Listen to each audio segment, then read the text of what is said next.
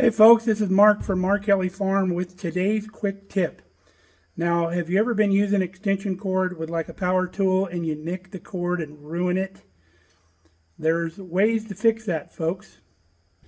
So what you want to do is take whatever part of the cord is the longest, cut that short end off, figure out which plug you just lost, and go buy it at the hardware store. So if you lost the male plug off of that short piece, go buy one of these, wire it in, and you still have a cord, and you don't have to replace that extension cord, that expensive cord.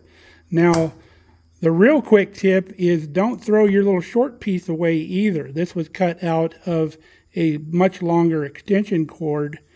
You never know when you're going to need a short piece of cord somewhere in the shop, because usually with cords this heavy, they don't sell them in anything less than like 20 feet.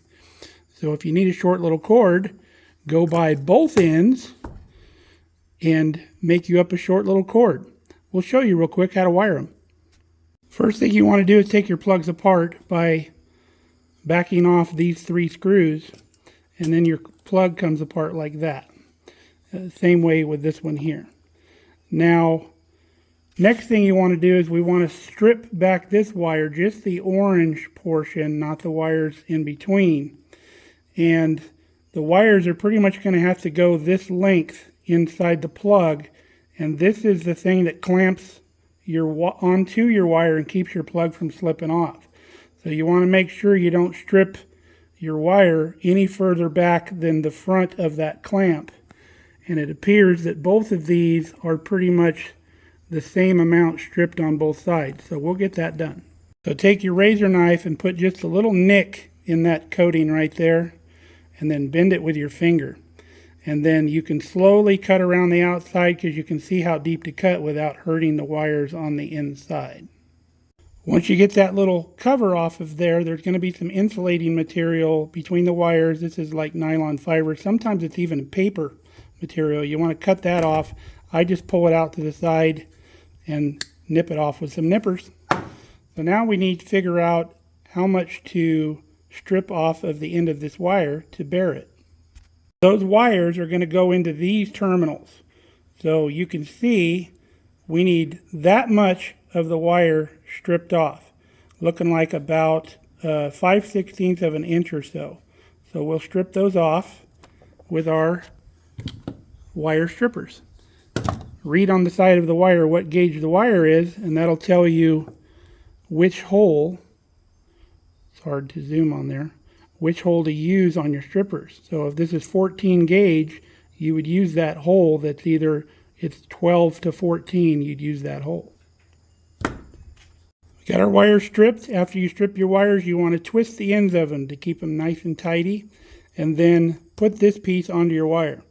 Very important. I don't know how many times I've wired one of these in and then I forgot to put this back here to where we can close it up. You got to take this back off. So let's talk about colors. You should have a black, you should have a white, and you should have a green. The green is the ground, the black is the hot wire, the white is the common, which is basically kind of another ground, but not exactly. These both go to the same place in your breaker box, but they are different.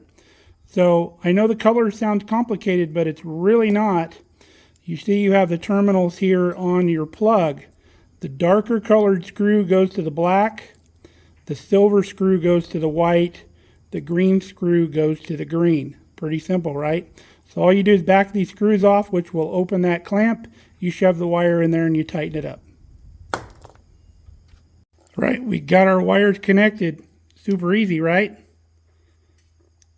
Now all we got to do is slide this over that, retighten these screws. Now there's usually a slot in here that corresponds with a slot in this. You got to make sure you line that up. But no worries. Put it in there, tighten these 3 screws, and you're going to tighten these 2 screws to clamp it back down on the outer portion of the wire, and you're done. There you go, folks. We are all done. Got both plugs on. Now we got, for about $3, a nice little extension cord, heavy duty, that we can use. Now I just wanted to tell you, if you don't have wire strippers, you should probably invest in some, but if not, you can strip those little wires the same way that you strip the big orange coating. It's just not as easy, but it can be done. I did it for years when I was younger. But there you go. So we hope you enjoyed this quick little tip. And if you're not already a subscriber over at our channel, go check us out at Mark Kelly Farms for all things homestead. We're the one-stop shop. So love you guys. Stay safe, stay healthy. See you next time.